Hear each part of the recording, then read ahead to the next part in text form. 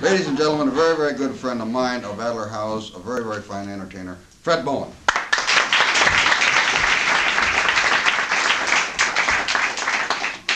Well, I really expected the introduction to be a little longer and a little better, but I'll talk to him afterward. This is unique for me. Usually when I played at these official functions, with crowds and the multitudes out there beyond the posts even. Usually I have a whole raft of people up here, known by various group names. And, this is the first time I'm doing this all by myself, and boy, it's really terrifying.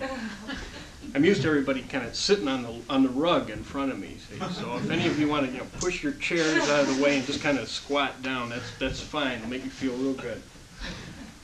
And well, I did bring some company out. Promised I wouldn't play them, but wanted to hear what was going to happen.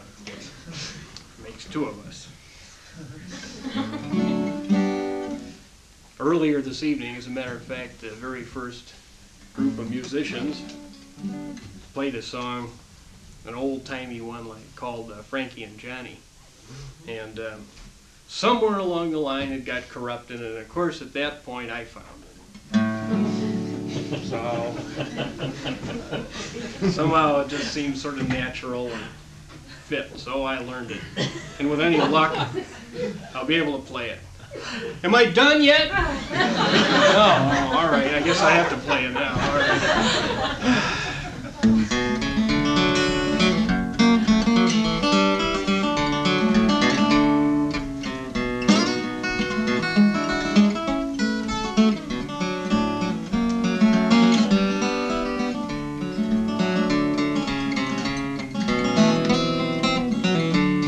Settle down, Fred. This is the big time. Well, Frankie, she was a fine-looking woman, had a man named Johnny, and she loved him. Won't you lay down 100 for a suit of clothes? Don't you see that? Walking arm in arm down Long Canal Street, Frankie loved Johnny. Lord, everybody knows. Now Frankie came home one evening just a little bit early, and she thought, I'm gonna stop at the corner for a bottle of beer. So she sat there. And she told the drums to the fat bartender, so tell me, Fat Daddy, is my Johnny man been here? I said, Frankie, well, I'm awful sorry you asked me that question. You know, well, I'm about as honest as a man can be. Saw Johnny.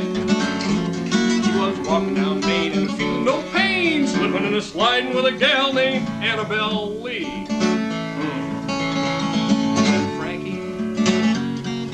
Oh, no, she said, it can't be so. She said, I know Johnny man, he wouldn't treat me wrong. So she sat there, shed a few more tears, shed a few more beers, said, I'm tired of getting that mean old run around.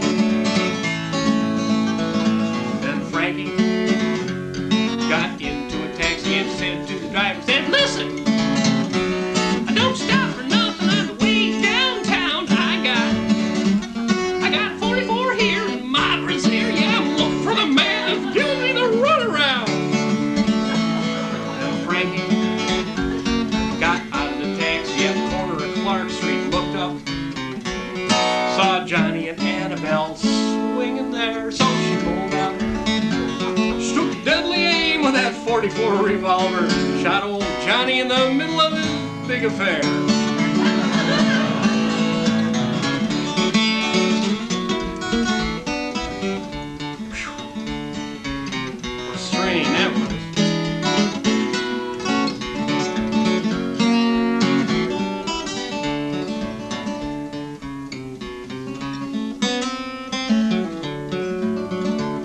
Now you've heard the story about Frankie and a man named Johnny, you know.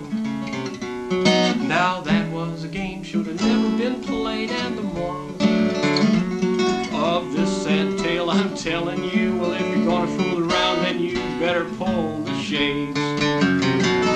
If you're gonna fool fool around.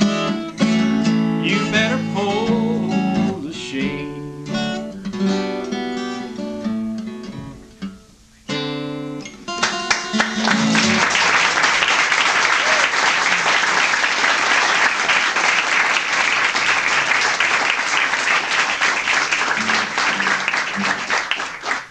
Oh, thank you. I tried to warn you, but you wouldn't listen. Nobody walked out. Can give you another chance.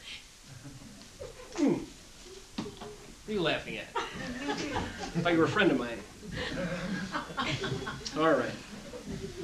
Well, somehow it'd be a shame to break this magic, humorous mood we're in. So I'll do another equally ridiculous song. This being the holiday season, you know, well, it was the holiday season, but sort of pretend it's still around. Good time for kids, right? Kids like it. Right, Amanda? Anyway, there are two sides to kids, as we all know. There's the sweet little fellow or girl laying in the bed there, all dreaming and asleep. And then, of course, there's the devious ones. What do you think we can do next? We'll get them, don't worry. All right. Well, it won't be hard, really, to figure out which side of kids this one's about.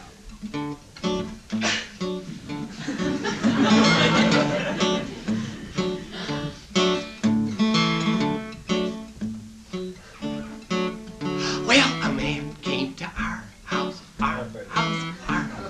Man came to our house to sell some brooms. So we asked him to come in, and we hit him with a hammer. We hid him in the closet in my father's room. But you're always welcome at our house, any time of the day. Yes, you're always welcome at our house, and we hope you will stay.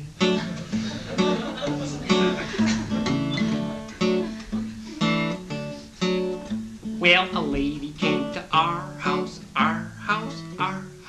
Lady came to find out why I wasn't in school. So we asked her to come in. We took her in the kitchen and we put her in the freezer where it's nice and cool. But you're always welcome at our house, any time of the day. Yes, you're always welcome at our house, and we hope you will stay. It's my favorite verse.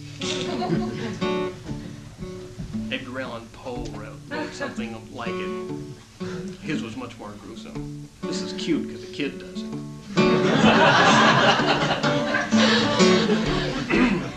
Now a kid came into our yard. Kid come into our yard to get his ball. So we asked him to come in, and we took him in the basement, and we sealed him up inside the basement wall. But you're always welcome at our house, any time of the day.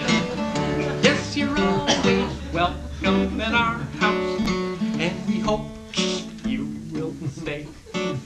So when you come to our house, when you come to our house, we'll have some fun. We'll ask you to come in, and we'll take you in the kitchen, and we'll put you in the oven until you're done. But you're always welcome at our house, any time of the day or night. You're always welcome at our house, and we hope you will stay. And we know you will stay.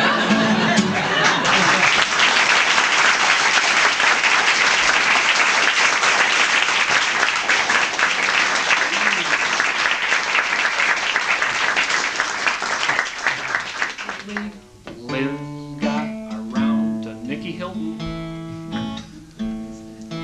Michael Todd and Wilding, that makes 3. She got around to Fisher, she got around to Burton, so I'm certain she'll get around to me in time. So I'm sitting here just waiting in the drugstore, feeling confident and happy as can be. And I never go on dates, you know, I sit right here and wait, 'cause I know she's gonna get around to me someday. I know she's gonna get around to me. My mother says she thinks I ought to marry.